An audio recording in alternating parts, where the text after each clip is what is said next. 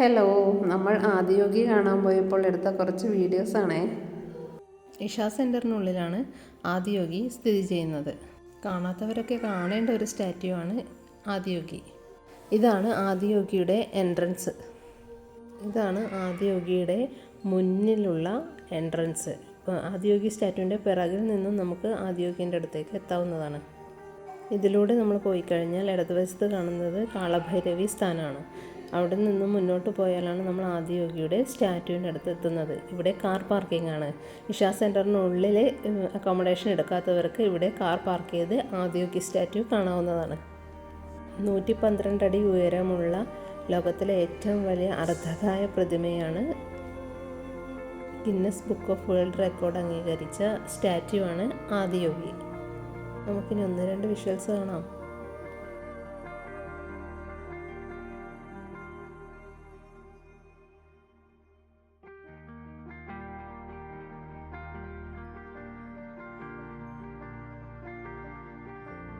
നമ്മൾ room book ചെയ്തത് ഇഷ സെൻറ്ററിനുള്ളിലാണ്.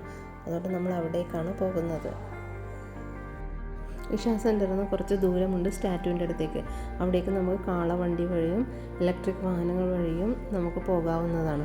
ഇഷ സെൻറ്ററിനുള്ളിൽ കയറിയാൽ ബാഗ് ചെക്ക് ചെയ്ത് കഴിഞ്ഞേ റൂം അലൗഡ് ചെയ്യൂ. ആണ് ഇഷ സെൻറ്റർ തരുന്ന ബാഡ്ജ്. ഇതാണ് എൻട്രൻസ്, ഇഷ സെൻറ്ററിൻ്റെ എൻട്രൻസ്. ഇതിനുള്ളിൽ വീഡിയോസോ ഫോട്ടോസോ എടുക്കാൻ പറ്റില്ല. ഇതൊക്കെ കാണാതെ എടുക്കുന്നതാണ്. ഇതിനുള്ളിൽ സൂര്യകുണ്ട്, ചന്ദ്രകുണ്ട് എന്ന് പറഞ്ഞിട്ട് 2 കുളങ്ങളുണ്ട്. സൂര്യകുണ്ട് പുരുഷന്മാർക്കും ചന്ദ്രകുണ്ട് സ്ത്രീകൾക്കും.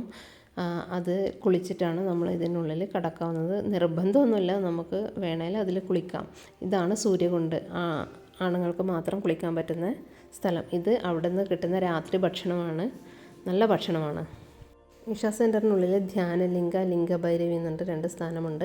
ധ്യാനലിംഗയിൽ കയറിയാൽ നമ്മൾ നിശബ്ദമായി ഇരുന്ന് ധ്യാനിക്കേണ്ടതാണ്. ആദിയോഗി കാണാൻ പോയാൽ മസ്റ്റായിട്ടും കണ്ടിരിക്കേണ്ട ഒന്നാണ് ലേസർ ഷോ. അത് വൈകിട്ട് 7 മണി മുതൽ സ്റ്റാർട്ട് ചെയ്യും. നമുക്ക് കുറച്ച് വിഷ്വൽസ് കാണാം.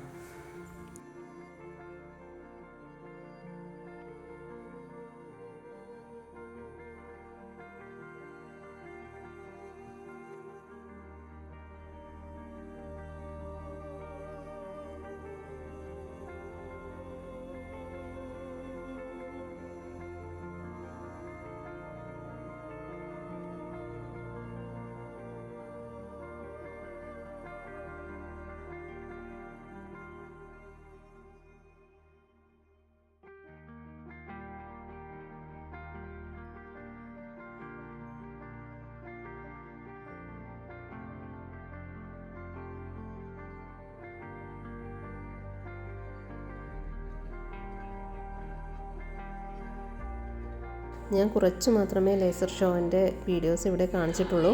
ഫുൾ വീഡിയോ നാളെ ഇടാം. എല്ലാവരും കാണണം. Okay, bye.